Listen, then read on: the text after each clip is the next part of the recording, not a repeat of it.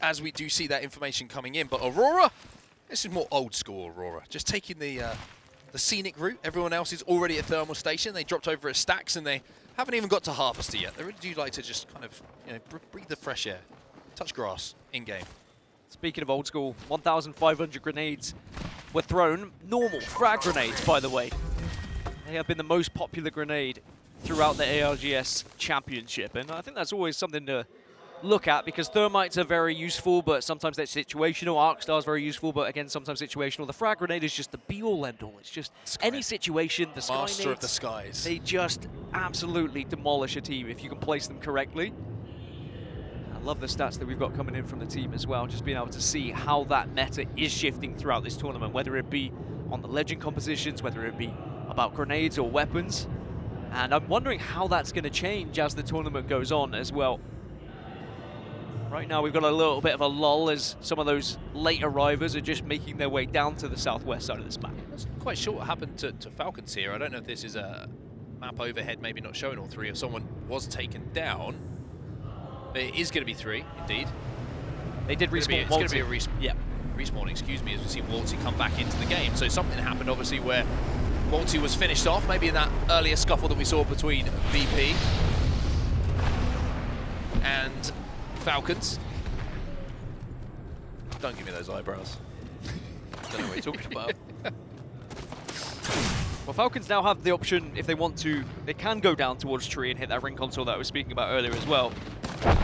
Fnatic, however, Yuka is fully sending it right now, by the way. He wants to close this gap just so he can toss that bubble for a fight if they would like to do it. Because they are controlling this northern side, and it's going to be X and Y on the receiving end of this push. Well, speaking of frag grenades, there's one sent up. And a second one follows as well. Are they going to be able to connect? Will there be big numbers? Yes, there will indeed, and they keep raining down Fnatic, showing why those frag grenades are so devastating. Surely with that damage, surely with those ticks, you continue to push. Well, now we're going to see a thermite. And now the bubble comes out defensively as well. This is so, great use of utility. You can see it from Fnatic, everything you were talking about, but it looks like now they might be looking to back off. I think maybe they thought someone was trying to wrap them, so they backed up for just a second, and that's given X and Y a chance to just reset here. You've used so much utility here. You have to commit to this push, and they will do so. Bubble goes down. Yuka's going to hold, and now we're going to see that bait and switch in that has made Fnatic so successful. But now, the question is, can they clutch in this situation? Melzera should be able to finish this one off, and will. Yuka will be brought to his feet, and X and Y, even though they were given a little bit of a chance, are taken down, but Fnatic get the wall down. The castle wall is down. Can they stick the reses? Yeah, they should be fine. It was just damage coming from a distance. I think it's ALGS and Hungry, or maybe Gaming Gladiators actually, because Henchman's the solo. He's just hiding. Dragons, GG, they're all having a look at that fight, just hoping maybe they could pick off a little bit of the leftovers. Sadly, they could not, but Fnatic will be back up to a full 3, and again, we get to witness the bubble fight. But I was worried. They committed so much utility, so much grenades, ultimates, tacticals. It was all there to try and push X and Y, but in the end, it was worth it. They now hold that northern choke, which is a power position, because not only can they potentially pick up any kills for any late rotators, but they also have a nice rotation into the zone. So Falcons, who have had to respawn Walty a little bit earlier over away from where the zone is going to be pulling, now have to hold down this tunnel. And this is not a position, I think, that if they were given a list of positions to hold for this zone, they would like to take. However, triple take in the hands of Walty, no scopes, yeah, more bolts, no, so it's kind of naked weapons. We'll make it work for now. We'll try one and of the things, whatever we've got will work. Yes, you get respawned back in, but you always have to remember these players are not going to have all the attachments that they once had. So it's like the hand-me-downs. They really will just be almost fighting with their fists at times. How about that shift? I mean, that's, I guess, what a lot of teams were expecting, but this is really good for Fnatic, by the way. I mean, after fighting so heavily on that northern side, they will be rewarded for it. But those who were heavily committing for thermal in particular, this is an almost impossible rotation out of thermal into that zone because you've got such a high ground difference to try and make. Do you know what's really interesting about this zone as well? Look at the teams who are holding down some of those buildings, the high ground buildings. They're the teams that were in your danger zone when we talked to points, right? Disguised, Guild, Dragons, ALGS and Hungry, even though they're a solo, the option here and the ability to pick up KP is so huge for them because everybody who's down on that low ground at thermal station has to come to them. It's free shots if you play it well. And obviously these teams, a lot of these teams won't even know that that zone has shifted their way just yet, but they will be pleasantly surprised when they do get that information a little bit later once they get next zone info just from the game rather than from a ring console. And they will look back at this game and say it had to be a big point game if they were going to find themselves in the winner's bracket. Because completely right, Dragons down almost, I think they were in last place coming into this one. As Falcons are being pressured, it's going to be Noctum on the other side of it, but Falcons are going to wrap. Well, Hal still has his Q available. They did burn the Newcastle Q from the other side on Noctum. So when you're keeping track of utility, you're keeping track of who has what. Well, Hal, he's still got his Q, and it might have just kept him alive, and the damage output means that Falcons surely have the advantage when it comes to damage right now. Big Arc Star as well, so they're going to have to back off, and then it's going to be a re-wrap now as they all push around the left-hand side instead. And actually, they might just take this as an opportunity to get ahead of Noctum Esports, who it looks like are not going to be taking this fight. They said, we've expended enough of our utility here, it hasn't worked out, let's back off until we are a little bit more healthy. Because once the tactical has been used, once an ultimate has been used, you are taking a fight in a very disadvantageous position. Fascinating to see both teams essentially made exactly the same decision. There, it's like, we've done some damage, we've backed them down, let's use this opportunity not to fight, but to rotate while they have to heal. Well, both teams almost parallel to each other, sprinting in towards finding a spot to play. They're probably going to re-engage again in a few moments' time as they still are completely parallel. Noctum aren't quite safe for yet, with that zone about to chip away at them. Something we've just seen on the minimap is Aurora flying on into this zone, and they're trying to find someone to call home, but the one place they found was where the rat was laying, and sadly for August and Hungary, his spot is blown, and August and Hungary will be eliminated. And Aurora now find themselves dead center zone as well. Newcastle wall is down, the castle wall is fortified as Leica decides to take a little bit of a different approach to things. He puts his up on this high ground of this rock to just rain down fire, and Aurora, who probably thought they were comfortable, are feeling a little bit less so now. What an angle that is as well, and he does have a couple of grenades to try and throw through that tiny gap, as now Team Falcons will finally shut down Noctum. That fight did re-engage, did re-happen, or happen again, and Falcons will survive. And that means that Waltzy can finally get some attachments for his guns, which is always a good feeling. Thank goodness. What a reward, genuinely. 16 squads remaining now as 4 have fallen. Speaking of fallen, Waltzy is going to be taken down, and z-o-o has to use that bubble now to get him back up. You've got to wonder, those sort of situations on the cross, if you're forced to use that bubble, is it going to bite them a little bit later on in this rotate? A lot of teams still alive that are down in that danger zone that I was speaking of. 16 squads still remain.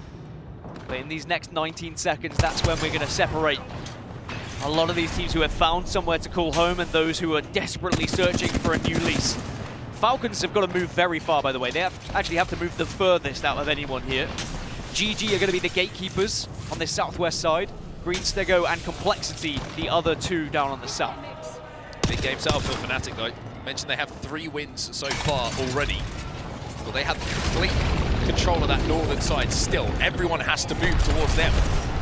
GG trying to fire through the VP wall that's just gone down. Zach Mays is going to be forced now to move forward. Charge rifle from Monsoon's in the feed as well. As now GG are going to be forced to use this castle wall to slam them away. Lufka, the first point in defense, but he's going to go down.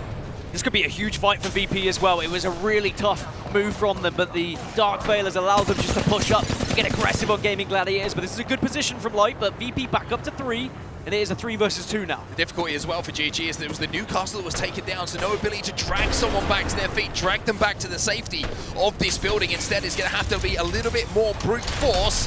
And speaking of which, Sheila, she heard the call and she's starting to wind up. Is Sheila going to start singing? GHS Professional go down, but now we're going to see the push from VP. Blast has perhaps taken too much damage here. He'll be taken down. I think Light still managed to get away, so they're not done quite yet. Meteor will be eliminated as Reignite will join them in the lobby. Team Burger also fallen. All of a sudden, we're down to just 12. Yeah, there were so many teams on that south side. They got forced into zone altogether. One team who has impressively found somewhere to call home is Team Falcons, and they are doing some work onto the boys over at Complexity from a distance. They have Disguised above them, VK above them, as Gaming Gladiators finally fall in 12th position. Fnatic managing to pick up that kill as well. Look, and the space that Fnatic have on that northern side of this zone is immense at this point. Elsewhere, like you can see on your screen, Falcons are finding the complete opposite. Everything is so tight as they're trying now to force this fight onto DSG, and they know they have the armor advantage. Great initial cracks from Imperial Hal. Now he needs to back off and just feed that information to his teammates if they do want to push up on it. But at the same time, they also need to be thinking about their rotation here. 12 seconds before the zone moves and they send it in. While we're down, Walsing with some really strong even shots here. Zero will fall, but not before they win that initial fight. Walsing now trying to hold the line, trying to hold the bubble. Sheila starting to warm up, but not quite hitting in the way that they want it. Falcons will be eliminated as now Disguise will be 3P. This is just going to be a chain of events now as team after team start to push up on anyone who's taken that damage. Disguise trying to escape as a 2, and actually the Castle Wall might be able to send you to that high ground, but probably to your demise afterwards. Virtus Pro have been eliminated as well. We saw them a few moments ago engaging, but now they'll have to wait for another turn in this lobby. Guild, who have been in this position since the very start of the game, still holding it down. Yeah, Guild should be securing their position in the winners bracket just with this performance. They're on 15 points right now. That puts them way above 90. Green Stego go down in 8th position. And look at Zero Tenacity, just using that shield perfectly, all cowering behind it, hoping they don't get shot. And this is the space I was talking about with Fnatic. It's a great opportunity to look at it, to see it for yourselves, and it'll be even better to hear what Fnatic are thinking. Let's jump into the comps of Fnatic.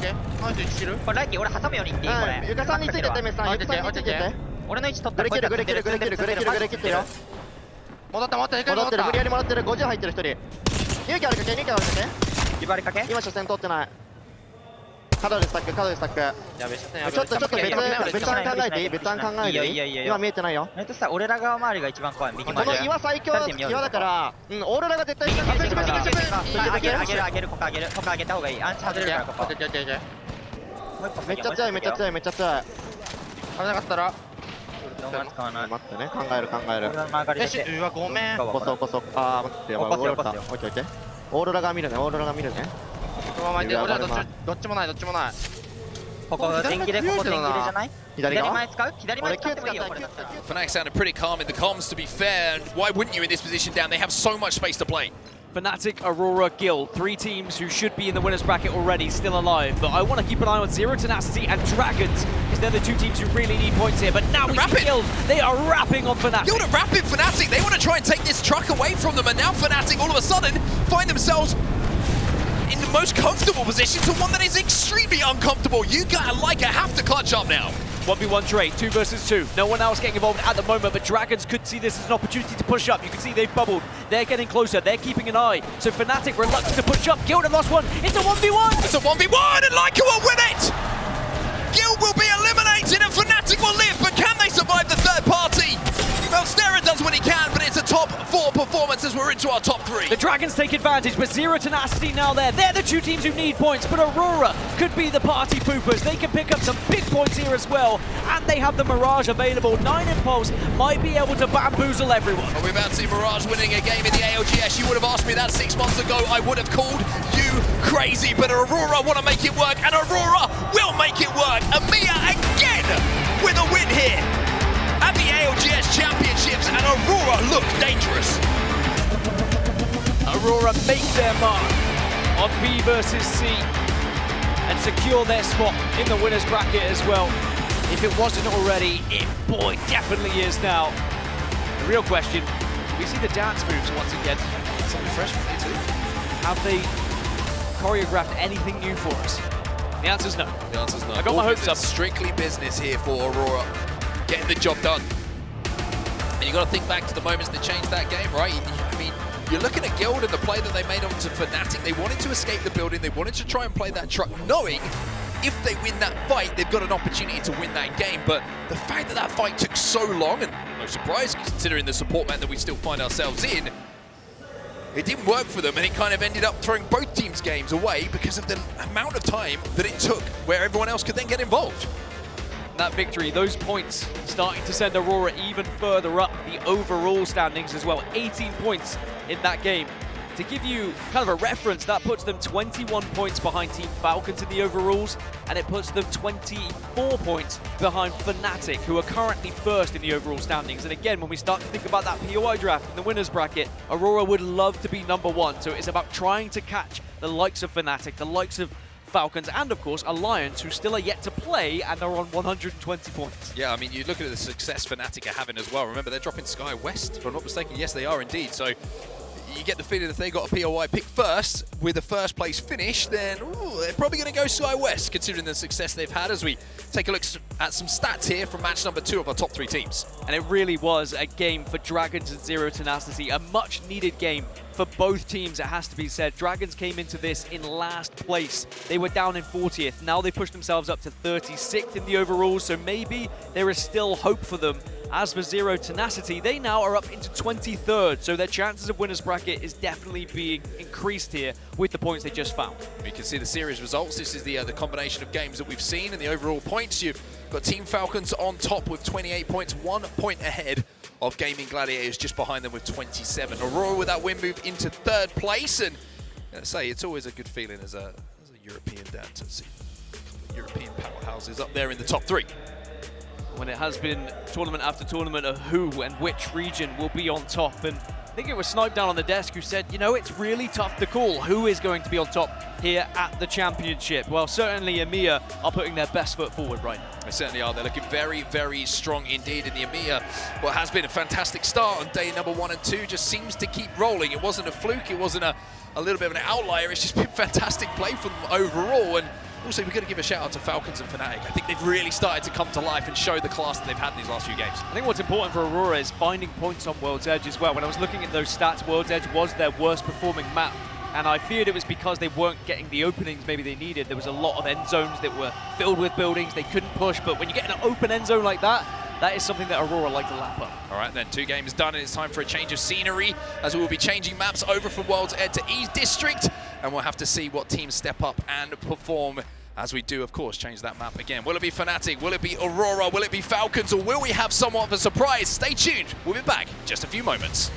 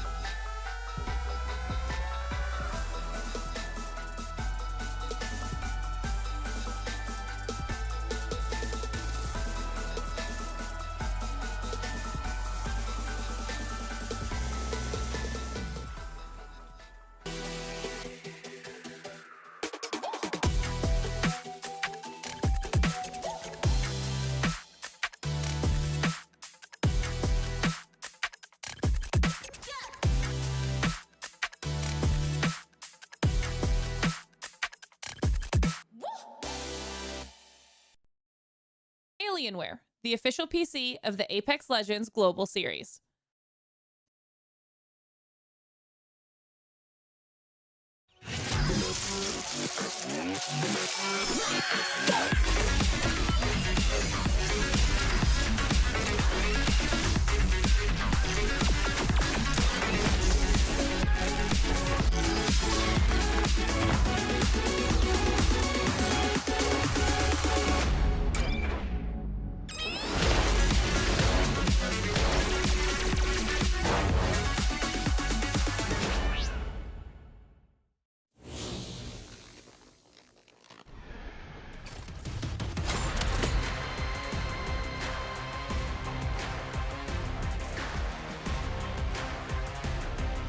Мира шоупани, смотрите. Мира вот наверх прыгает, а только поэтому.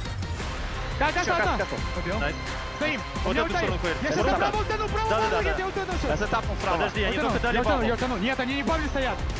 А что? Нет, там. Это моя. Они летят, они летят. Они, я дамажу, всех дамажу. Не залетай, не залетай. Дай ему умереть. Рапорт, право, помогите, одну хп, рапорт, право. Убил нахуй. Лошел. Сюда. Welcome back, everybody. Game 3 just about to start here on day 2 at the Apex Legends Global Series Championships. We've got groups B and C, and the story so far has been that of Fnatic, Falcons, and Gaming Gladiators. But it was Aurora who took home the win in that previous game, showing that EMEA is continuing this kind of train that they've been running and really been impressing so far in Japan. Yeah, I think there's a few EMEA teams who are starting to worry the rest of the lobbies. If you look at how well Alliance were playing yesterday, how now Aurora are continuing their play in today, because I think that's what's important, is consistency across the board. It's all well and good having an amazing day one, but if you can turn that into then consistency to day 2, day 3, day 4, you start to actually see a possibility for maybe lifting a trophy. I'm trying not to get too excited. Don't get too excited. It's one of those I'm moments. not trying not to get too ahead of myself. Just keep it going, boys. Anyway, I'm not on the predictions for a reason. Let's look ahead, because we have a change of map now. We're going to go over to E-District, if I'm not mistaken, for our game number 3. And it's an interesting change of pace because the zones that we've seen there on World's Edge were probably 2 of the most open zones that we've seen for quite some time. That's not going to be the case here on E-District. We know how each district zones play, we know how the POIs play, and we know that the opportunity to play space early is there for essentially everyone in the lobby. It's going to be more of a slow burn with that exciting ending towards the end. We'll take a look at the overall standings as well, because of course we're starting to talk about qualification towards the winner side of the bracket, or if you're going to have to go through the elimination side. And you were up bright and early today, Dan. You had your pen and paper out, you were talking stats, you were writing down numbers, and I just ignored you because this is what you do and I don't. I think that the lucky number right now is somewhere around 85. Now, if that is true, that would mean that everyone who is above 13th would be in that winner's bracket, which would mean there's only 7 more spots available. Now, don't take that number as an exact. Of course, that math can change somewhat.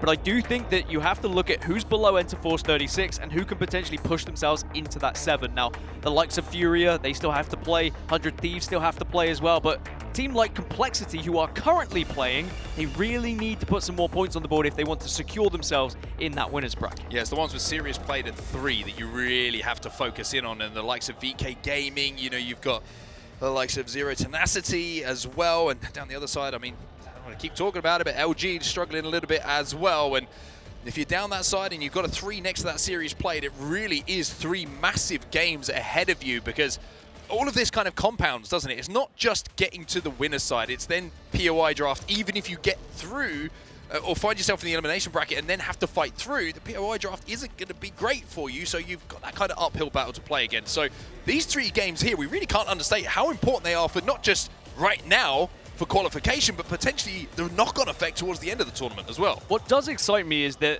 this is the first tournament where we have 3 maps on land. So when we get to POI draft, even if you do qualify in 20th position into the winner's bracket, you could still be in a good spot to take one of the priorities on a map, or at least one of the top 5 positions on a map. I'll have SkyWest. Yeah, actually, you guys leave SkyWest for me, but I think when you get to the winner's bracket and the loser's bracket, there is going to be a situation where 2 of the maps are going to be played 3 times, and 1 map will be played twice. So that map that's only being played twice is probably not going to be focused by a lot of those teams picking first, but you could say, all right, well, I know I can get a good POI on that map that's only played twice, and that's where I'm going to find my points. There's still hope. Goodness, imagine. See, this is why you're good at this bit. I leave this bit to you. You're smart, intelligent. And then you're good at everything else, so that's why we're a good team. No. No. Okay. I'm not smart or intelligent. Is that what you're trying to say? Okay. Wow. I'm smart and intelligent. You're strong. I'm gonna go and tell Walter. handsome. I'm gonna go and tell Walter you said Please that. don't. We're He friends. scares me. Yeah, we're friends, and he's gonna back my beef. It's gonna be simple. He's gonna. His arms are bigger than my thighs. They really are. It's terrifying. Let's take a look at the POI draft before things get progressively weirder. Talk to me, Dan. What are you seeing here? Well, we are seeing that Shopify Rebellion are going to be over towards Viaduct. That's where they picked it at 41. In terms of prioritization, Ninjas in Pajamas went with Energy Bank. They were actually the earliest pick on E-District. And the real question is, are they going to be able to do anything? I think this is incorrect. But anyway, we'll look at what's happening elsewhere. I think that we have to try and trust in some of the teams that have been performing well on E-District in general, because that was A versus C, and we are playing B versus C. You're so intelligent. You're so smart and intelligent that you saw that. Well, I saw Ninjas in Pajamas, and I was like, they're not playing. Lobby. They're not in our lobby right now. But the teams who have been performing well on E-District, Gaming Gladiators, averaging 11.5 points every single time we have seen them on E-District. Apart from that, Fnatic 9.5, everyone else down in the 7s, 4s, 3s. So looking at Fnatic and Gaming Gladiators to maybe take the series here in 3 and 4. I enjoyed all of that for numerous reasons. The biggest one being you were so convinced by your own statistics that you looked up and you went, my stats are obviously right, so this graphic must be wrong. That's the kind of confidence I like to hear from you. And confidence is going to be the key to success for a lot of these teams as well, as we head over to E-District, which I have to say has been a lot of fun to watch, cast, and I'm sure for the players to be a part of in the build-up, and of course the execution here at this event. It really has been the end games that you love to see in Apex Legends, where everybody has an opportunity to clutch up, to win those games, and now we are into what is some of the most important games of the tournament so far. The teams I mentioned that are very good on E-District, well, it gets a little bit worse for those teams who have not been performing well. I mentioned LG earlier, only 2.75 points on average when it comes to E-District. It gets even worse for the likes of GHS, Reignite, only 1.5 points per game when it comes to E-District. Now, granted, we've only seen them play twice, 4 times in total so far, but that's still 1.5 points on average across 4 maps. That isn't a statistic that is going to bode well alongside your hopes of trying to pick up points in.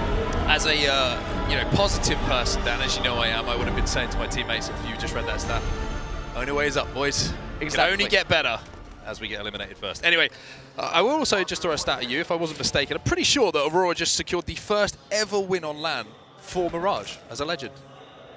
That is a bold claim to throw out. Unsure. Pretty sure it's true. They put it in the in-game chat. That's Did why they? I'm saying it, yeah. Wow. I mean, if that's true, fair enough. Someone was surely going to do it, especially... And if it's not true, you didn't say it. So I it didn't doesn't say it, matter. yeah. You've got That's your all on record you. still. I mean, Mirage has been very much played throughout scrims. Fnatic was the team that really was honing in on it, but I think that Aurora, knowing they qualified, just trying to put on a little bit of a show for us as well. I mean, it's not a crazy pick. That's the funny thing is that well, there was once upon a time where picking Mirage, we would have been like, oh, they're just trying to be entertaining. No, what they would have done is crazy. someone forgot to pick their legend in the pre-game lobby. We saw that a couple of times. But ever since the changes to Mirage, he is very viable. He is extremely helpful when it comes to trying to gain Evo for your team, especially once you get up to blue. You get all of the abilities of the other legends. You can scan packages that are come down. You can do survey beacons. You can do ring consoles. You can do everything. You can even open the bins that are there for the assault characters, for example. So everything is included when it comes to Mirage. And then the ultimate, it's a little bit selfish, but it is very fun to play. Swiss Army knife. Yeah, the Swiss Army knife of Apex Legends. There you go. Team Falcons are going to be happy, though, as we see the ring pop. Numerous reasons. One, the zone's coming their way, and one, they know it's coming their way as well, as they do have a ring console at their POI, so they're going to be very happy to see that, just kind of solidifying what should be some pretty comfortable points for them. Just looking across though, I don't know if they've got any Evo harvesters that are near them, so that might be something that's somewhat of a concern for them, having to play the spot, although it is over height, so they should be pretty good to shoot down. And I think the exact phrase that Z-o-o used is this should be a 5K game, because they just sit up on height with long-range weapons and just shoot everyone as they move in. Understandable. Lots of damage and hopefully a lot of kills to go alongside it. Now, Dragons pushing in, GHS on the other side, 2 teams who are right next to each other in the overall standings, 36th and 37th. Need to have a win. You cannot get into the winners bracket now without a victory. And maybe it could be E-District, which is where you actually find points. They will get the ring console information and they will continue on their merry way. Now, we saw the overall standings a little bit earlier, and I mentioned those kind of 7 spots that seem to be open. Now, 85 might be the cutoff that we think right now, but that could very much change. It could be even lower than that for some of these squads. What you have to do at the bare minimum is put yourself into the top 20 before the other teams play at the very least, just to give yourself a chance. As Noctum looking to maybe get aggressive here, the castle wall is slammed down, but the counter wall comes out, not breaking it, but Noctum, are they going to be able to get the damage? Well, Disguise are going to lose player K, and that's been a little bit synonymous. The first knock once again goes against them, but they equal it up for now, but they are stunned on that wall, and Disguised will fall, and Noctum will win yet another fight. And I've got to give... I keep saying we need to give them credit, but there's numerous reasons for it. It's not just the fact that they're getting points and gathering points through placement in these lobbies, Dan. They are putting so many KP on the board as well alongside it that it really has been the all-round package from them. Yeah, Noctum went from a quiet day 1 to suddenly being a team to watch here at day 2. They put themselves up to 12 in the leaderboards and are now hovering around that top 10. And then you start to add them to the conversation of, all right, how far can they go? They found multiple victories so far. And when we do get to those finals lobbies, it will be the teams who have found wins that we start to talk about actually lifting and hoisting that trophy. As for Disguised, they go out in 20th position. Not good news. They're in 25th in the overalls. They need points if they want to find themselves in the winners bracket. Similar situation for Complexity, been a little bit quiet today. Looking back on some of their games yesterday as well, it felt like they got into some good positions, but it was the vital fight that kind of decides, is this going to be a points game or is it going to be a spectating game, so to speak, as you're taken out.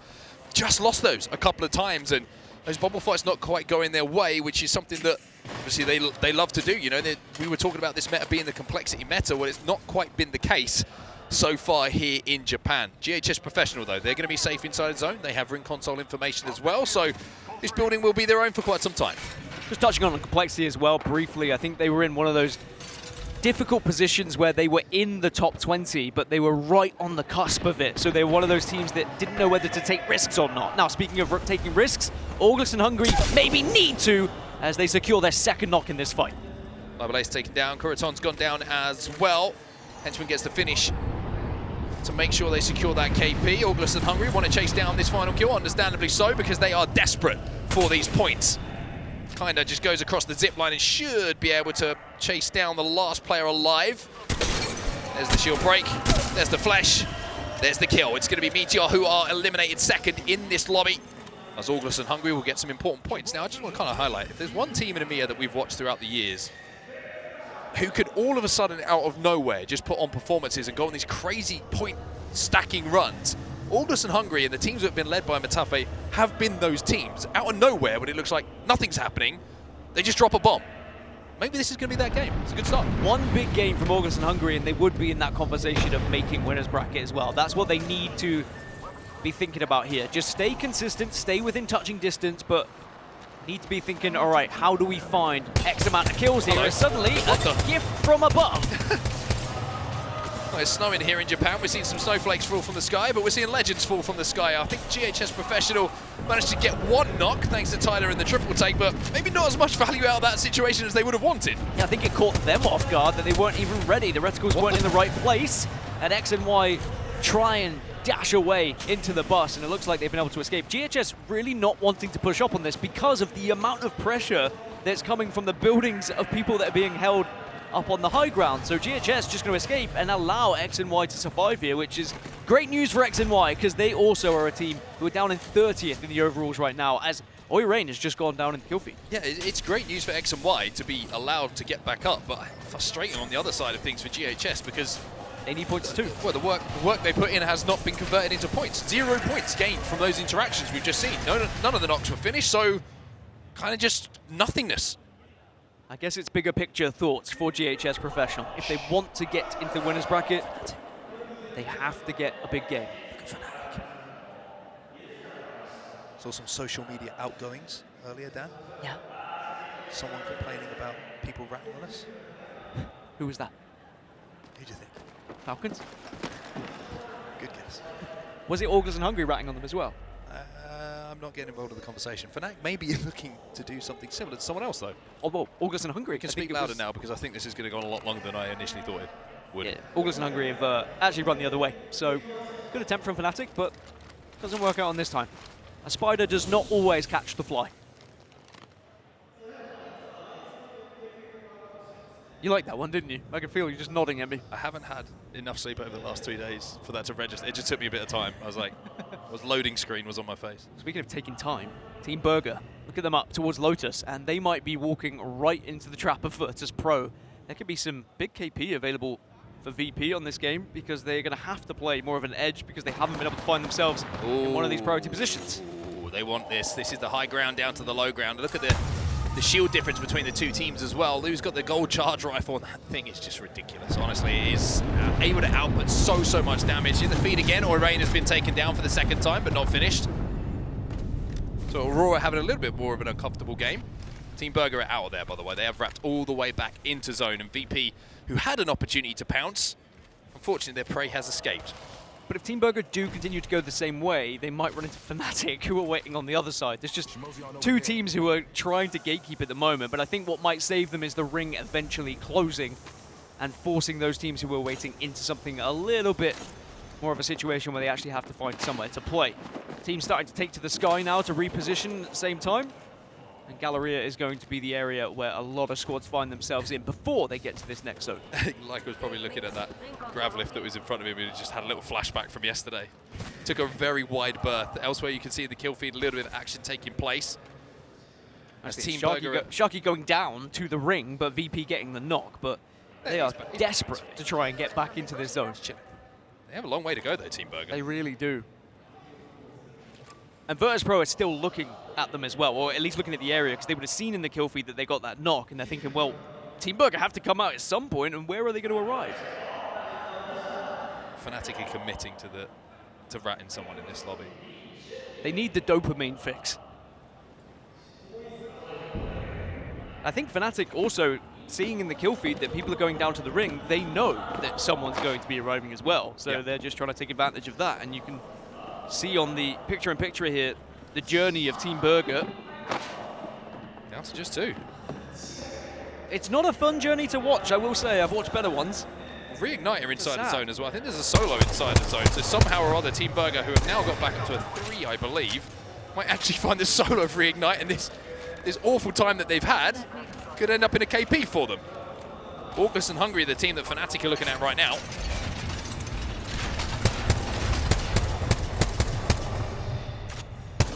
And the reason why we're focusing so heavily on these teams on the outskirts of E-District right now is because all the other teams are just so much heavily in the zone. They moved so early as well. Now, speaking of the zone, it has shifted heavily as well, away from where everyone thought it was going to be going. And really importantly, with that information that we have, obviously on our map overhead, Fnatic here at Energy Bank, they're sat on the ring console. So they're going to get that information as well. It's going to pull back to them, and that's why you're seeing Fnatic on our map overhead all of a sudden scarper through, because they know if they can win this fight and they can get through towards where that zone is, they're going to pretty much be free.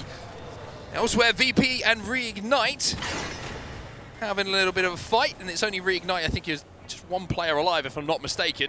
They're just split at the moment on Reignite, so the player who got revived, I think, was just left behind, and sadly, Virtus.pro were able to find that remaining player. Now, just to paint a picture of where that zone is moving, it's moving to the north side of the circle we saw prior, so it's going to be difficult for those teams to move early, but Fnatic have lost one. ALGS and Hungary, I said how they can just all of a sudden out of nowhere find a little bit of momentum. Well, maybe they're doing that right now. Team Burger also in zone. I'll keep you updated on how long they stay there. Burger might have escaped, by the way. Falcons just lost one to a Sheila, and they're about to get knocked yet again. So weak! Oh! Falcons eliminated in 18. Yeah, big banger coming in there from Remix Power. We talked about the frag grenades and how much of a difference maker they are. And that's being shown once again as Falcons will be decimated.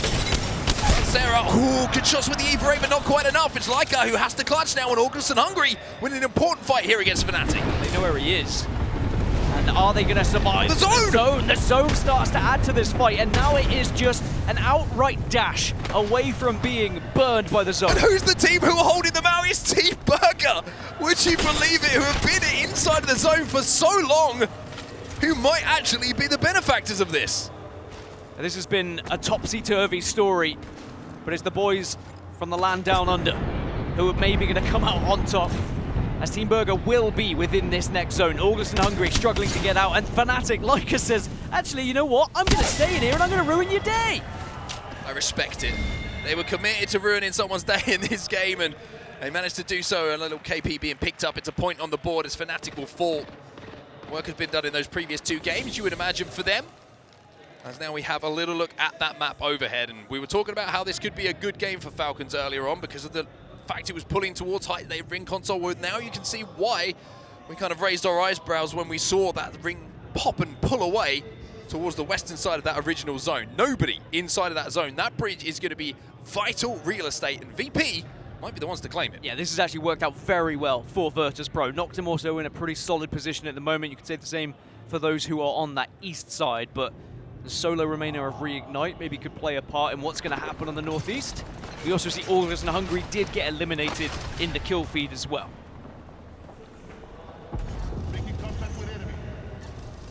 GHS, who have played this side for quite some time, now find themselves in a really good spot towards zone, but I don't think they're quite safe up on this height. They want to try and move down a little bit earlier, or maybe wait for some teams to walk into that spot where they can get the damage down, they can get those kills, and then take it away from them a little bit later on. GG down on that low ground the other side of the building. But again, safe inside of the next zone, but the one after that is the one that becomes very interesting. Well, this is what we all pay our money to see. Monsoon and a Kraber. This guy can be box office. But he's got to start to warm up now. 5 shots left in the Kraber. Big red in his hands. Can he turn it into points? It's not a bad position for Complexity as well on this southern tip. Potential for a lot of KP if teams start to push towards them. Kind of sums like Complexity's day, right? That shot. These are a lot of shots being committed, by the way, on maybe fights that don't really need to be shot at. These ones might need to be, though. Again, it's 0 for 3 from Monsoon. 0 for 4. This has been a un-Monsoon-like run with this weapon in his hands. Usually, the guy doesn't miss when he has the long-range weapons, but this is looking like maybe the pressure's starting to get to Complexity. Knows what an impact it could have if he was to hit one of those bullets. Aurora are going to be one of the teams that are down below here, stuck in this building a little bit, but the zone does stop closing in, so they're going to be okay. 1 minute 10 before it starts to close even further. Well, that's so frustrating to be shot through a literal crack in the door, but they are able to just get away. Well, everything's had to be expended here as well, and Aurora, I wonder if they'll take advantage of that. It's going to be Aurora, X and Y, and then Complexity still watching over them. Complexity are ready to third this. Enemy is lining this up. Complexity looking to third party this at the nearest opportunity. Let's jump into the comms of Complexity and see when they pull that trigger. Still need to look at that as they walk forward. Be careful of this team on the other side. Make sure you have all 3 walls, enemy, because when we walk forward, we're gonna need to fucking set it up this corner on planter. And we're gonna have to clear right. We're gonna have to clear right too, because right is not in. Heard? Yes. Heard. The Marsh team energy. I have 18 energy. Yeah, I know, and we're like, we need to look left and get ready to walk forward and play this though. Yes. I'll set up my wall. Yeah, they're inside bus and they're actually staying inside bus. Get out, underneath us. That's fine. Where can we focus it right here? Yeah, I see it. Focus the castle, yeah, please. we need to kill this. We need to kill this. They should be able to dust. They're gonna go too. Yes. It's full team power. I'm nading their bubble. Nading them up. I'm just eating it and fucking healing. What are you doing? They're moving right now. Just get ready to go forward.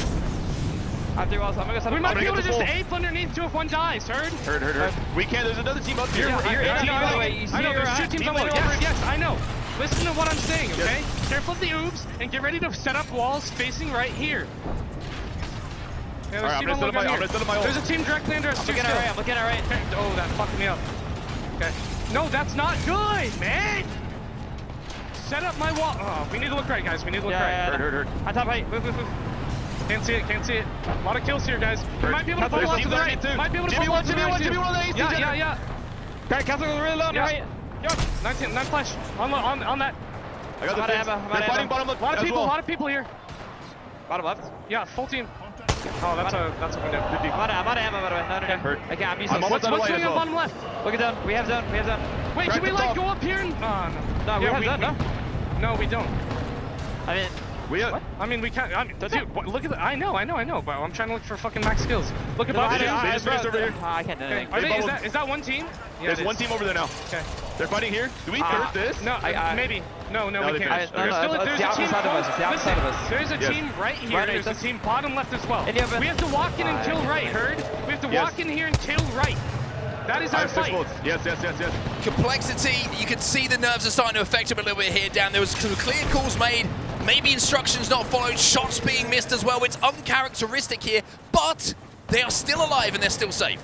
A complex scenario for Complexity. Desperate calls, a couple of whiff shots, but they are still in a position where they could potentially pick up some big points, some much needed points for their chances for winners bracket. Final zone about to close, 3 seconds, and we still have 7 squads remaining. Team Burger, remember what they went through. The 2 of them are now central zone. Can you imagine if they somehow find a win here? It's certainly something I've been keeping my eyes on because Team Burger as a duo, like you say, they've been through a lot in this game. They've taken a lot of zone damage. They've had to play the majority of the game as a duo, but they are safe for now. GHS Professional will be eliminated. Complexity now make their move. They want the KP.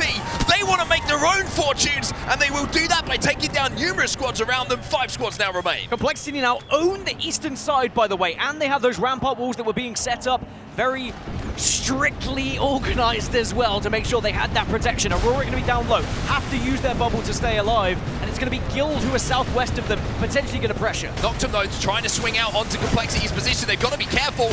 Guild now on Phony. They're involved in a fight of their own down on this low ground, and it's going to be Aurora who win that fight. Guild will be eliminated, but here come Complexity from that top rope. 4 squads remaining. It might be 3 in a few seconds' time. This is really good management from Complexity, recognizing where the damage is being done, where they can take space, and where they can get KP. They do not confirm the kills onto Aurora yet. They need to think about bigger picture. How do we win this game? Now we see Team Burger getting involved. Team Burger getting involved. Aurora will be eliminated, and it will be Team Burger who'll fall as well. But Noctum Esports, who have been one of the stories of day 2, are looking to close this game out. Sheila's there. Poison looking to connect. He's just got fish in a barrel. This should be a simple win for Noctum Esports. Noctum Esports, just one more to go, and it will be found. Noctum get the job done. Noctum find another victory, their 3rd of the day. And they are really starting to heat up here in Japan. That's another knockout performance from Noctum Esports. What else can you say? Their management in these end games has been impressing me so much, and it only bodes well for when those match point formats start to come into play, if, of course, they can make their way there. Noctum Esports and EMEA once again with a win here. This time on E-District, and it just feels like it doesn't matter what the map is, it doesn't matter what the lobby is, they're getting the job done. Noctum now surpass even the likes of Aurora in the overall standings. They are in 4th place, starting to catch up. Team Falcon starting to catch up. Team Fnatic as well. Again, that POI draft is very much on the minds of all these teams that are picking up big points, but when all these points are being picked up, that means there is teams who are failing to achieve those points to get closer to the winner's bracket. For Complexity, who we focused on quite a lot in that game, they pushed themselves up into 15th position. They're now on 88 points. Maybe that could be enough to get him to the winner's bracket. They are very close. This is how everything looks after match 3. 22 points for Noctum, 12 placement points with 10 kills. An incredible game, but Complexity also pick up 9. Yeah, really good game from Complexity. They didn't quite get the win, which when you're looking at situations where every point counts, that's going to hurt a little bit, but did a really good job towards that end game to get those 9 placement points to go alongside the 9 KP they picked up. Team Burger, I don't know how, but they ended up 3rd. One of the most ridiculous games that they had to go through. Spent the majority of the game in zone, it felt, until they finally got to center zone as a duo. Aurora, again, with another consistent top 5 performance. Top 4 performance, so actually giving them less credit than they deserve. But elsewhere, you're looking across, quiet game for Falcons, quiet game for Fnatic. Has to happen sometime. Yeah, I mean, they didn't really necessarily need the points because they're 1 and 2 at the moment in the overalls, but teams who did need some points was definitely Complexity, and just looking at the head-to-head between Enemy and Remix Powers, 2 players who definitely stepped up, and even though Enemy was under a little bit of pressure from the comms from Monsoon, he made sure he actually got the job done when it came to the kills. Yeah, you can see that maybe Complexity feeling the pressure a little bit in that last game, but maybe the pressure that made them perform. Sometimes people step up when it really does matter, and as they always say, pressure makes diamonds. So maybe Complexity can start to shine a little bit more as we look at our series of results here between groups B and C after the 3 games we've just covered. We've got GG on top, Complexity just in behind them now. Yeah, I think Complexity... Oh, actually, that's unfair. They are joint. They are literally exactly the same. 31 points and the same amount of points from kills and placement at the same time. So Complexity, job done for them. They'll feel like they are very close to that winner's bracket. Of course, we are hovering around the 85 points is what we think, but it could go a little bit higher, could go a little bit lower. We'll have to wait and see. But for Complexity, they'll be very happy with that. Yeah, you can really start to feel the pressure stepping up a little bit now, can't you? Just in not just the decisions, not just the intensity of the comms that we're feeling as well, but also some of the shots that we're seeing missed is very uncharacteristic, and that is why we always talk about the difference between playing at home and playing on the big stage in front of a wonderful crowd like we have here in Japan as well. It's just a different experience altogether, isn't it? It is a different experience. I mean, shots missed, and there's a lot of Kraber shots missed there by Complexity and specifically Monsoon. We don't see that very often, so that's why I think maybe nerves are involved. We're going to now go over to our wonderful people on the desk because it's time for us to step away and give someone else a go. How are we doing over there, everyone? By the way, you feeling good? Great. I'm smiling. You enjoying the games? Smiling? Yeah, you having fun? We're having a great time. Fnatic have added to their wins though, Rain. So you guys take it away. That's right. Fnatic continuing to impress. GG also, as well as Complexity, and Noctum continuing their hot start. What a day it has been so far. Series 2 halfway underway. We got one more series coming up this evening, but welcome back to the analyst desk where we give the casters and the players some time to breathe. My name is Rain Day. I'm joined by Glitter Explosion, Snipe Down, and Jet Set Jamerson, back again to talk a little bit about what happened. And I think, you know, Lauren, it comes off a pretty hot start in Series 1. Now Noctum getting a win in Series number 2 yet again, but Complexity also playing pretty well. Yeah, and I think that's important for Noctum because when we were talking about them in the first series, we even heard Jayhawk mentioning, okay, sure, they had a couple pop-off performances, but moving forward towards the bracket stage, the biggest thing is consistency. Can they keep replicating these types of performances? We're now halfway through the series. They do it yet again. Yep. This is starting to look pretty good for them. Absolutely, and you talk about new maps, you talk about E-District, the impact that that's having. Certain teams having an opportunity to step away from the pack snipe, especially since it's so new, still figuring out priority POIs, how things will play out, and now that's a part of the championship equation. You got to have it figured out. Yeah, one of the things that I've actually been keeping an eye on is a lot of these just EU teams performing extremely well. I mean, you have just the regions have become so much more close-knit. Yeah. And I think one of the biggest things that stands out to me is the fact that when EU was like kind of behind the pack, they were seen as a more passive meta or a more passive region. Yet now, when the meta is a more passive region and it's all about finding that opening, waiting for teams to commit to these bubbles, EU is now seen as maybe the top of the pack in terms of all these other teams here. So it's quite curious to see the year 1 to, you know, year 5. Yeah, and every land has something different. I think, you know, when we look at getting into kind of what took place, I know we have some final zones we're ready to walk over as well. And Jamerson, I kind of want to start getting your thoughts, too, on how things transpired. I mean, Gaming Gladiators, that's the team I'll kind of start off with. They're showing up, and they're showing up in a big way, kind of going back to where they were in Split 2 playoffs in Mannheim, coming off of a great EWC and going, this is a team that needs to be dealt with. They might be the favorites in EMEA. It looks like they're continuing form today. Yeah, I'll be completely honest. I had some more reserved predictions for how GG were going to be able to perform throughout all of this. I was looking at the meta overall, and you know, Lufka last time around was doing an amazing job on Newcastle. I was wondering how they would actually fare when it came to a lot more teams bringing Newcastle in and basically changing the entire dynamic of how the team fights break out here for champs, right? Yeah. Because in Germany, it was completely different, right? The overall meta, but I think this is a good sign. It's a good sign because throughout Germany, to the best of my recollection, they weren't able to get any wins throughout the group stages, but they were able to successfully get a lot of second places, a lot of top 5s, didn't really convert into the wins yet. And here now, finally, on the last day of groups, they are able to secure this victory in the game number 1. Yeah. So that's a really good sign for them. I mean, there's starting to be this distinction between teams that are performing well, getting points, putting themselves at the top of these leaderboards, but there are also now differentiators in terms of teams who can win. If you have won, like this team right here, 3-4 wins, I believe, across 2 days in their hometown. We're calling them the hometown heroes of Fnatic. Well, that's got to be feeling good as Mapsera takes a second to get himself composed and get ready for 4, 5, and 6. But Jamerson, match 1, walk us through how this went. Yeah, this was an absolutely scary one for Gaming Gladiators because you had Waltzy on the other side of this one, Falcons playing along that train track railroad. But the, I think, singular threat of that Reignite player on the left-hand side, or excuse me, on the right-hand side, drew a lot of the attention of Falcons away, and importantly, bought GG enough time right here, that Gibraltar ultimate. If it wasn't for that split second where they decided to deal with that last solo player, they might not have had that Gibraltar ultimate ready for it. It ends up securing a knock for them, bringing this fight much closer, and GG, in a really disadvantageous area, were able to get the win.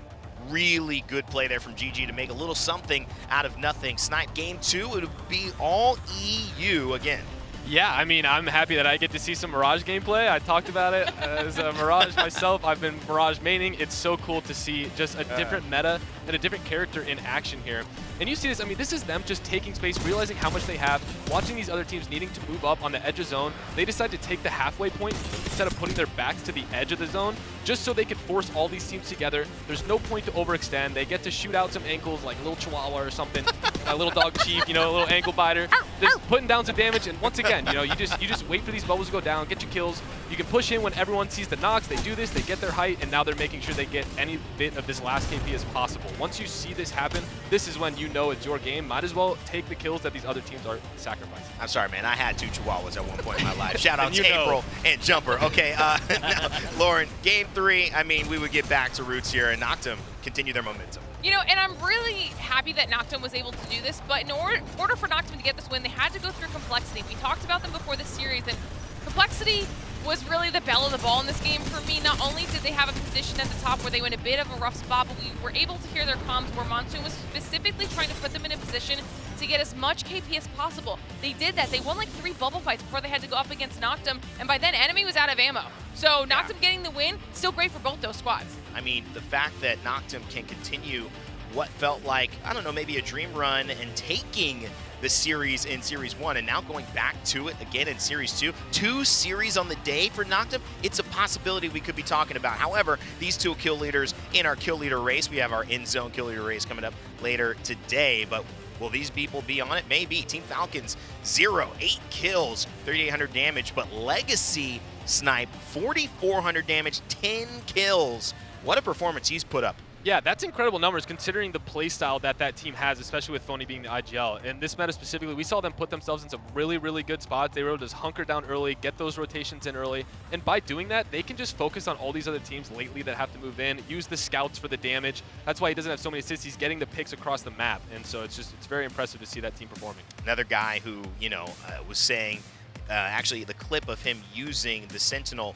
went all the way up to the #1 best voted montage, I think, on our Reddit. Monsoon here with 8 kills. That was edited by our boy Zephyr as well. Shout outs to Zeph. But I think, you know, Jamerson, Monsoon, if he puts on this kind of performance, which people have known him to be capable of in this type of environment, Complexity is a monster. They are a threat that you may not be able to deal with. Yeah, very vibes-based, of course, the team is, and it seems like here in day #2, they are starting to pick things up, and honestly, I think it's just refining their gameplay style. They haven't really changed up much from what looks like what we saw yesterday here in the final matches for them. They're still trying to go for that center zone, get into better positions. I think it's about being familiar once again together as a team.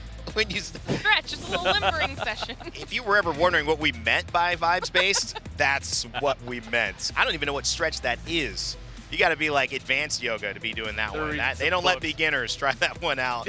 Gaming Gladiators, Complexity, Noctum Guild, and Aurora leading our top 5 so far. Falcons, Green, Stego, who we have yet to mention so far in this series. Got to mention them now. They have done extremely well. 35 points across Series 1 and Series 2, 35 points as well. They're on track to actually outpace that with 42 points. Green Stego putting in a very consistent performance. So keep an eye on them, even edging out Fnatic, now Dragons, and Team Burger for that 7th spot. On the other side, teams do need to pick it up.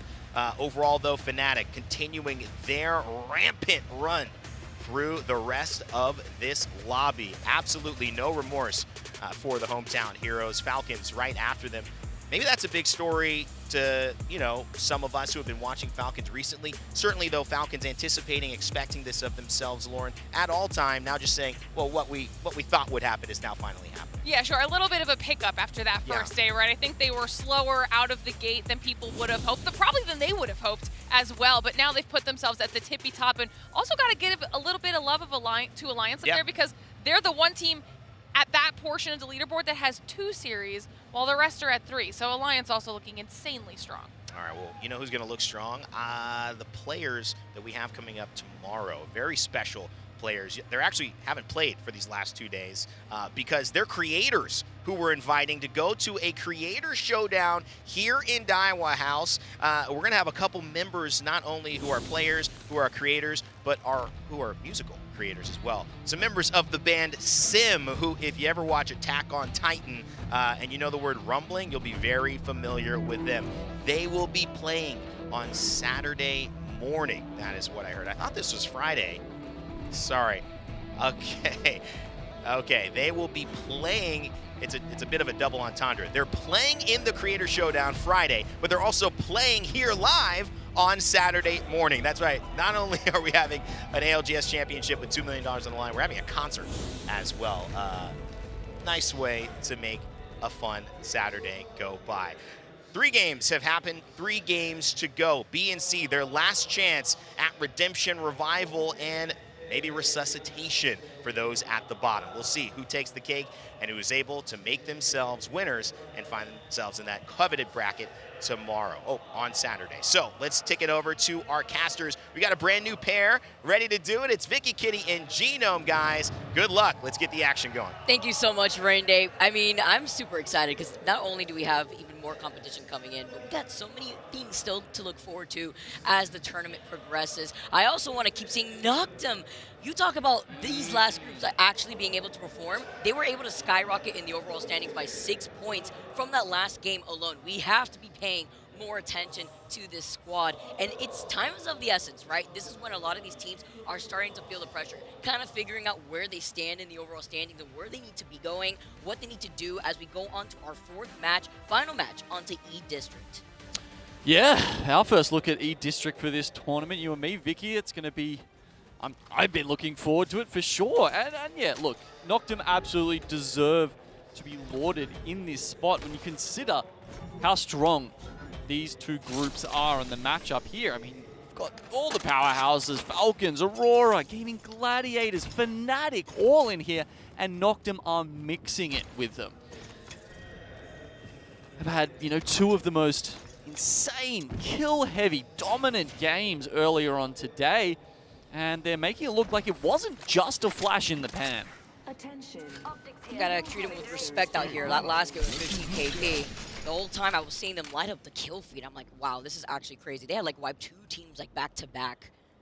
Now looking to see how they're gonna fare up against the likes of like Complexity, who hasn't taken a dub just yet. Did get close to it in that last game with second place, 9 KP, and looks like we are moving up over to the north side of E-District. Yeah, we are. So will it go to somewhere towards City Hall or perhaps even further up towards Resort? With how sort of northerly that zone is pulling, I'm going to take a guess it's going to go more, maybe a little bit more central there and be sort of just at the top of City Hall there. We do see a few zones around there and to the south of that POI. I'm going to say, I can't play the circle game just yet when it comes to E-District. We've seen so many different shifts in general, but also the chokes that you have to be worried about when it comes to some of these rotates. Nice shots from VP. Trying to look at the team from right across from them, but denying them the information of getting that ring console that they themselves will be able to get and see where that next zone is pulling. You can already see Guild over by that north side here. They're able to exit out from Resort. Meteor the same way. They don't really have to move too much. Team Burger calling in that evac tower, see where they could find themselves. There is that ring console over by City Hall where you could expect some teams from that south side maybe trying to take advantage of unless they want to try to play for that final circle positioning. Reignite dead center. We've seen them in that spot a few times so far. Of course, they did get a third in our first match of this series, but only the 1 KP across the 3 games. Been difficult here, especially when we're in that midpoint right now. Last game on E-District, you want to find that opportunity to sky strafing Flame. Incredibly low, having to back away, playing off the fence line, utilizing the rampart walls. It's Orgless and Hungry that have the high ground advantage. Eating out the nade, trying to create that space. These guys are actually opting to back away right now. They do not like the position that they're currently in.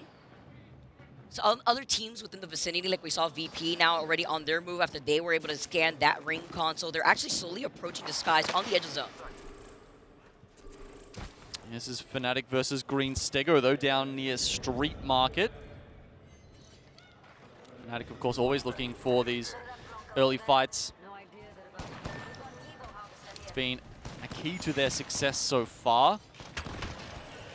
Win an early fight, get early purple, start looking for more people, snowball that, and then just run red hot with red armors into the final zone. Remember what Rain Day was saying earlier, you have to keep your eyes on Green Stego and the way that they've been able to slowly start ramping up themselves. They had gotten 6 KP in that last game, 6th place too, trying to take some of these fights to get a lot more aggressive. And it goes hand in hand with what we're mentioning, where right now we're in that point where these teams know where they're situated. It's the last opportunity for groups B and C to finalize the points that they need to be in that winner's bracket.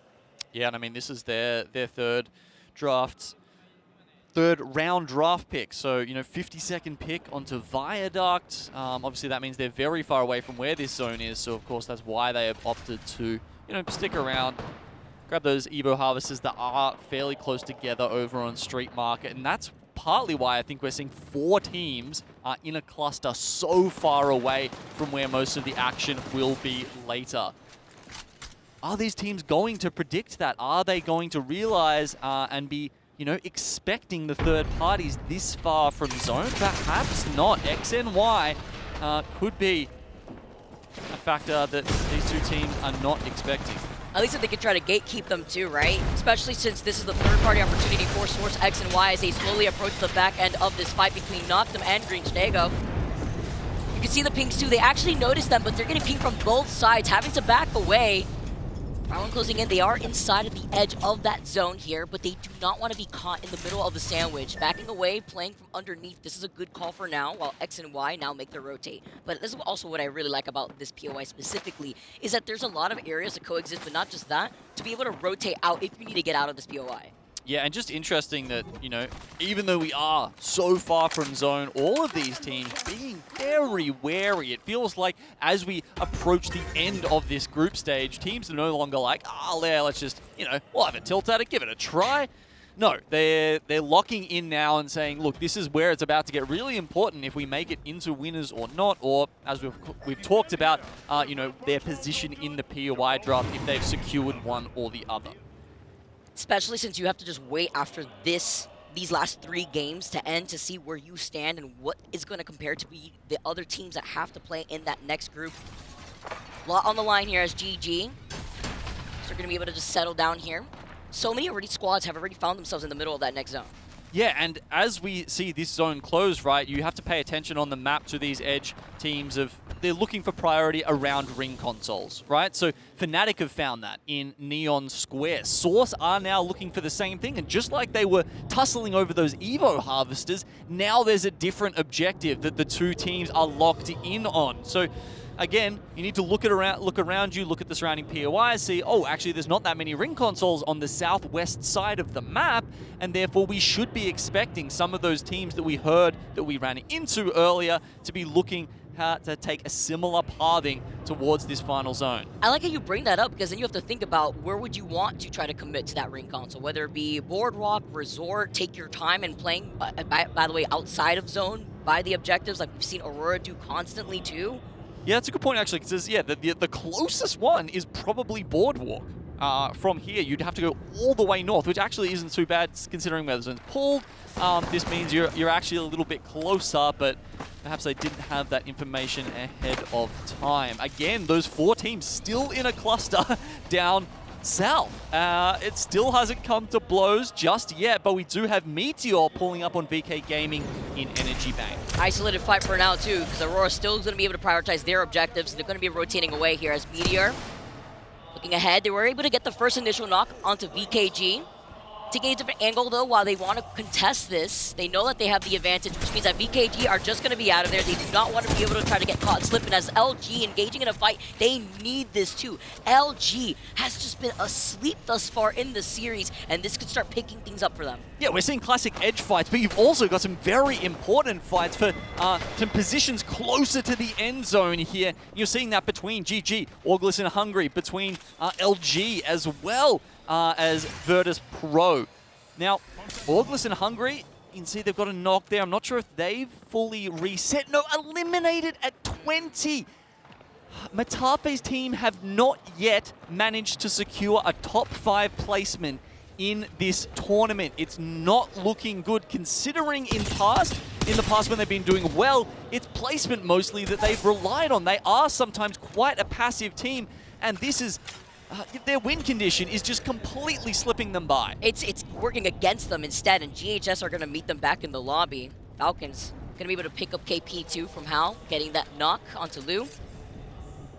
And looking at the amount of teams around them, you were talking about originally Gaming Gladiators were over by the north. Now they're forced to back away, try to see if they could maybe get some magic happening, maybe get the res here. LG, who have now been able to take control over that northeast choke. Falcons directly in the middle of City Hall.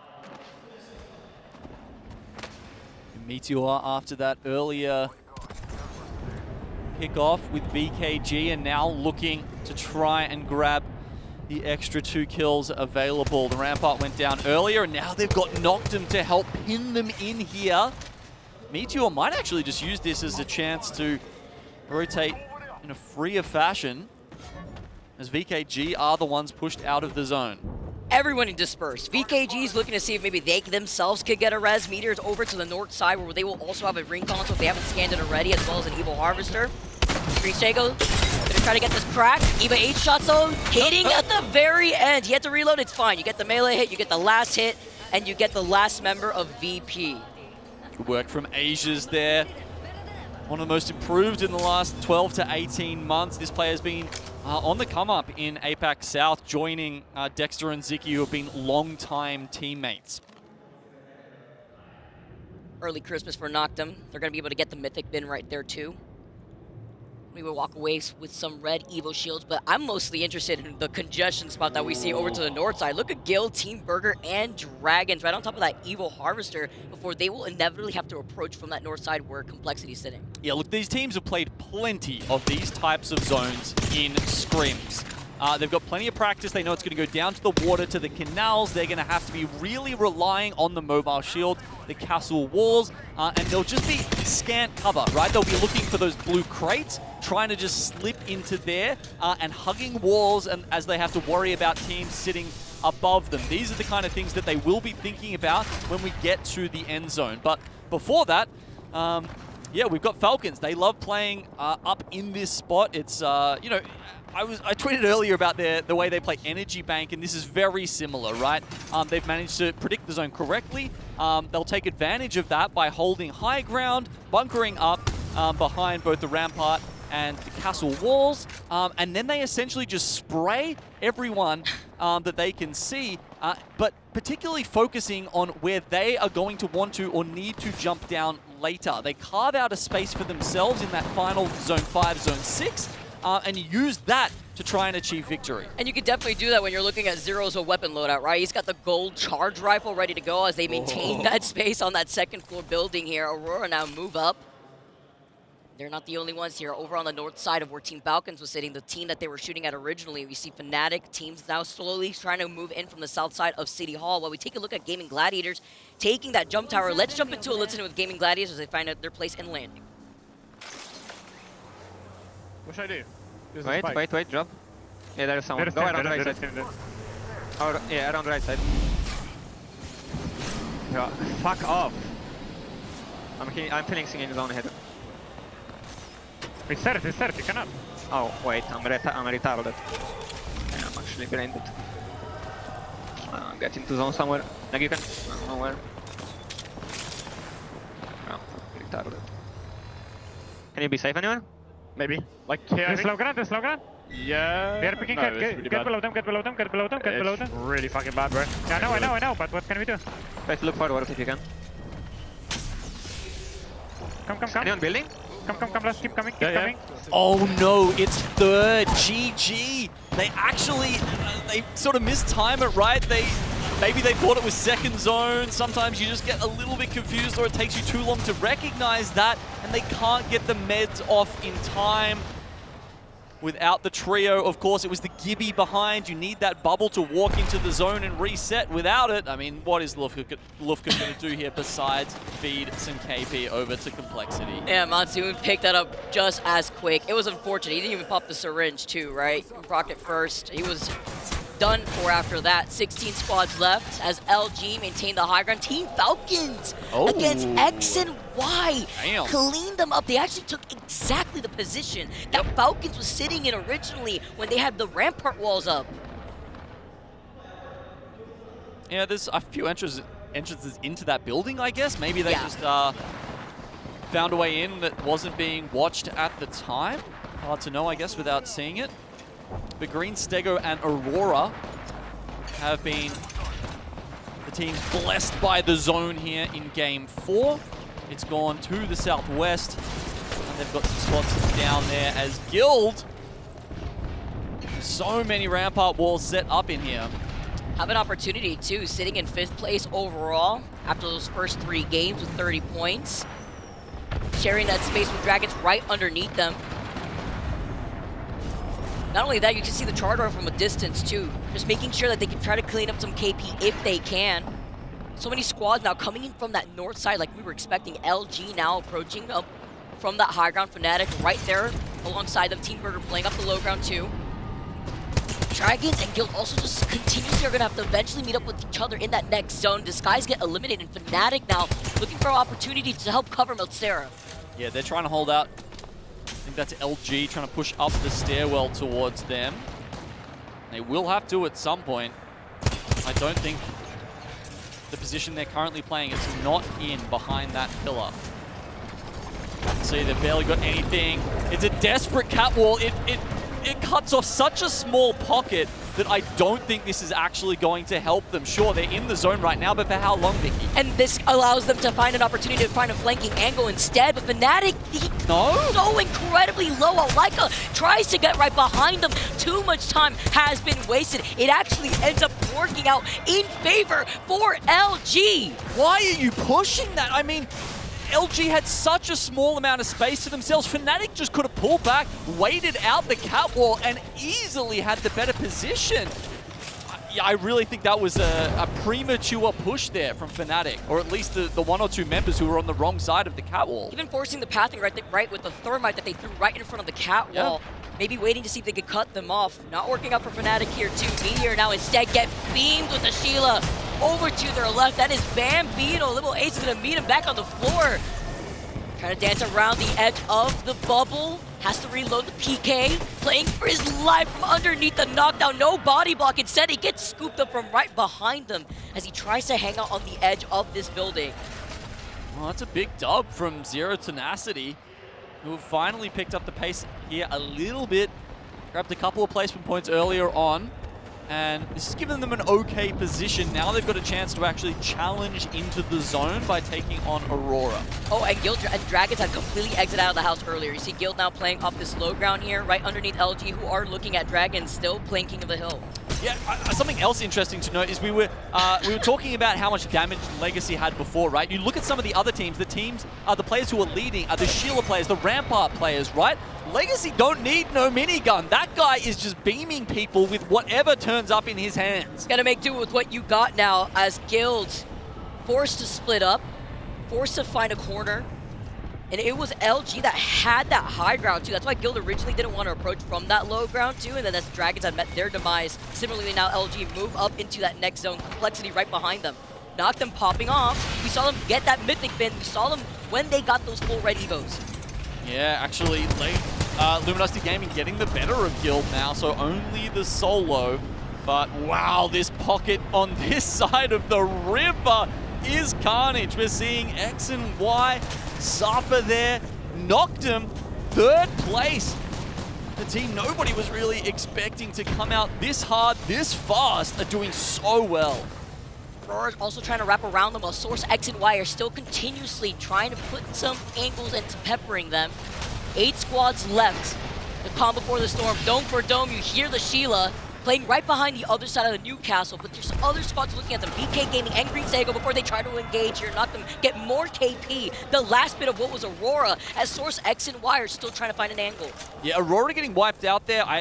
It's tough. They could have just kept trying to defend against all the teams who were rotating in from the east, but I think it would have been an endless horde, honestly. Maybe earlier on they needed to take out Green Stego and fight for that god spot.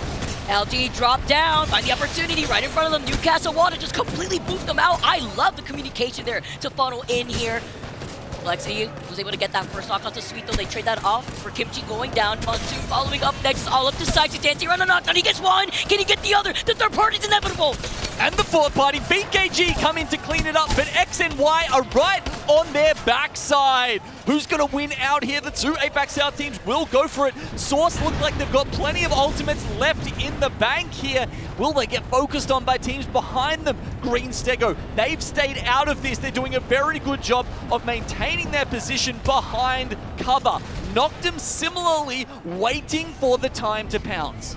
Losing out on KP though, the third party, the fourth party coming in, working out for Source X and Y. BK Gaming stuck as only a solo. Same thing could be said for Guild as Green Stego are looking down at Noctum. The rat play working very well for Guild right now. They're going to have to start creeping in along that line. Actually, I think he might have just seen the other rat from BKG. Meanwhile, You can see Noctum trying to hide behind this box. How much util do they have left? The bubble has to be used. Oh, but that was such good timing. They actually isolated Ziki with that wall, with the timing on that dome, allowing Noctum to now have the advantage and the slight high ground, looking at Green Circle that have just been demolished here. Jesco gets a knock as a solo, as well as maintaining 4th place for Guild. This means Noctum pick up the #1 spot in the lobby right now as they look to take out Source. Noctum, where did they come from? Remember what we said, pay attention to Noctum, the back-to-back. It wasn't just a miracle start here for day 2 for Noctum. The 3rd dub that they've been able to obtain in total throughout the day. Beautiful showcase, back-to-back on E-District nonetheless.